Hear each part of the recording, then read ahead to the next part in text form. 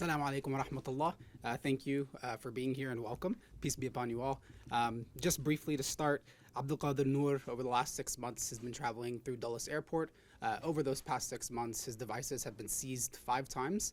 We've commenced a lawsuit on behalf of Abdul Qadir Noor for the purpose of challenging his treatment at the hands of CBP officials. Starting today is Nihad Awad, the Executive Director of the Council on American Islamic Relations. Nihad is spelled Nihad. Awad is spelled Awad. Thank you, Ahmed. Good afternoon, and thank you very much for joining.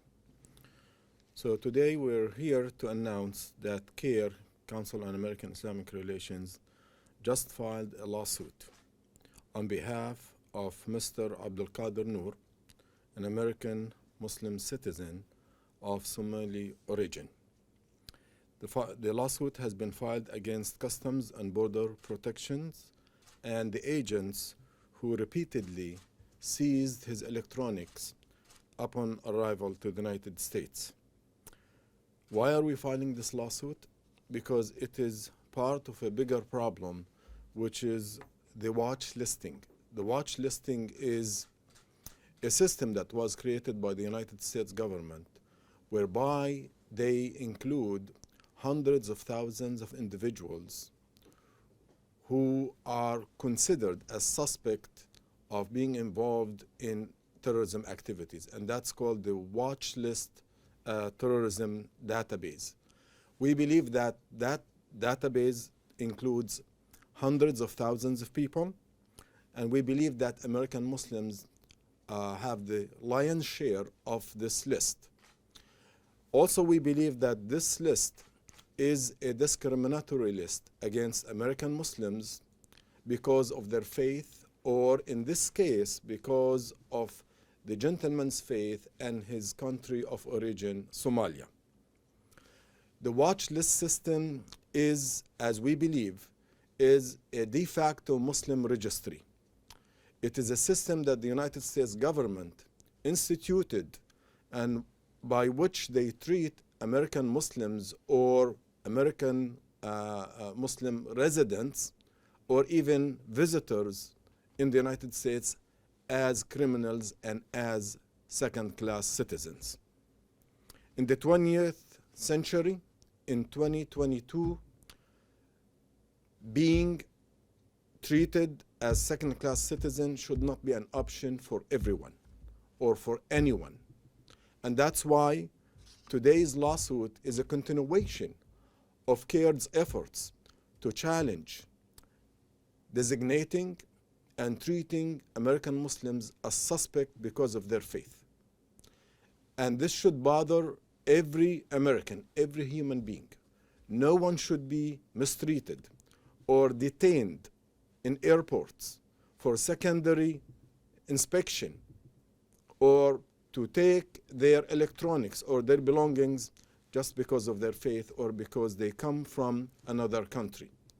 That is the discriminatory, and that shows that our system is broken. Now, some people may think that this has to do with the Republicans. No, it does not. It deals with our system. The watch list system continued under former President Obama, and it continued under former President Donald Trump, and still continues under President Joe Biden. So it is not a Democratic versus Republican, it is a bipartisan discrimination against Muslims. And we Muslims, we will not tolerate this and we will not stand for it. We have challenged the United States government discriminatory practice against Muslims way before 9/11.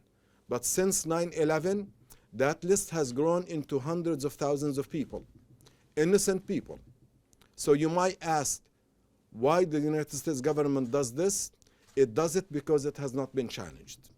It does it because it feels it's okay to treat Muslims as subjects and objects without any recourse. We will not allow this to happen. We will not allow this to continue. And that's why we're here today. We filed this lawsuit on behalf of Mr. Abdul Qadir, who is a vibrant community member, Because he's from Somalia, he goes there in Somalia, and he's rebuilding his country, and he's working with the United Nations. And as an American citizen, also he is rebuilding his own country here, the country that he embraced, the United States of America. He should not be treated as suspect just because of his faith or because of his country of birth.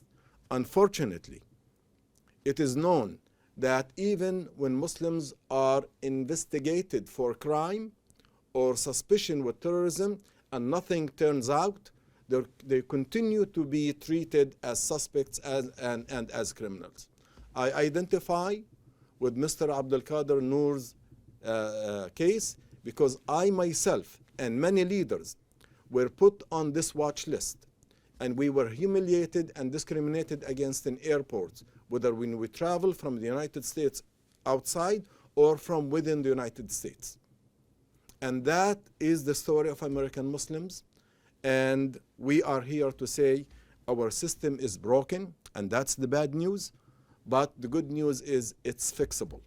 And that's why we are filing a lawsuit as a continuation. So I applaud Mr. Abdul Qadir's courage to come forward with this lawsuit. I applaud and thank our heroic attorneys, Gadir Abbas and Ahmed Kaki and their legal team for fighting on his behalf. And just as a reminder to the Muslim community members who are watching, if you feel you are mistreated by CBP or any government agency in the airport, contact CAIR. CAIR will represent you free of charge. And remember that CAIR is here for you. We educate, we advocate, and we litigate on behalf of American Muslims. Thank you.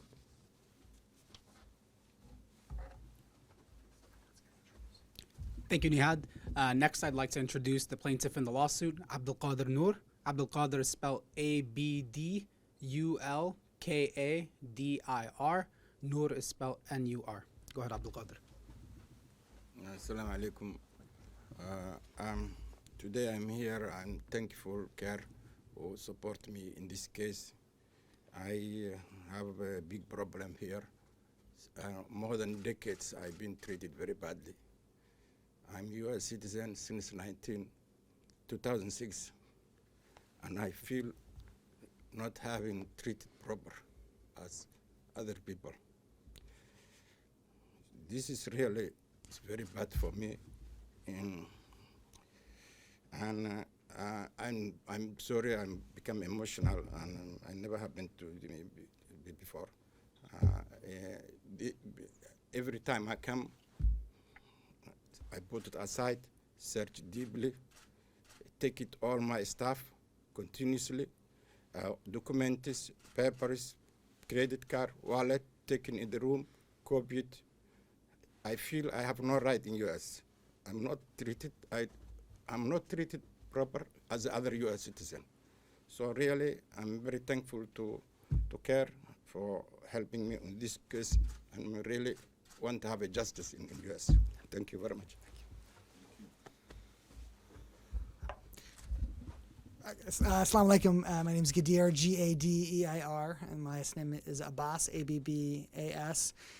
Every single time he arrives in the United States, the United States government confiscates all of his devices and takes all of the stuff from those devices and dumps it into the vats of information that the federal government collects on innocent Americans like Abdul Qadir Noor. And they do it only because their computers tell them to do it. They don't do it because of any suspicion of criminal wrongdoing. They don't do it because of what Abdul Qadir Noor is doing at the airport. The only reason his devices are confiscated and searched is because an alert popped up on an agent's screen telling that agent to take the devices. That agent doesn't even know why, has no idea why the label was attached by some other government official more than a decade ago, and just follows the lead. The Constitution requires more.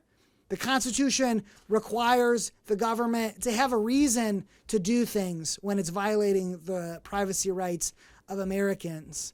And here, for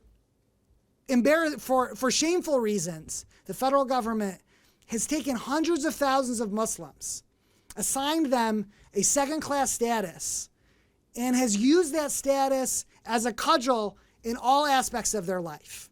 Whether they're traveling, like Abdul Qadir Noor was, whether they're seeking permits or licenses from the federal government, whether they're trying to get onto a military base, or whether they're trying to fly home to see a child or a relative.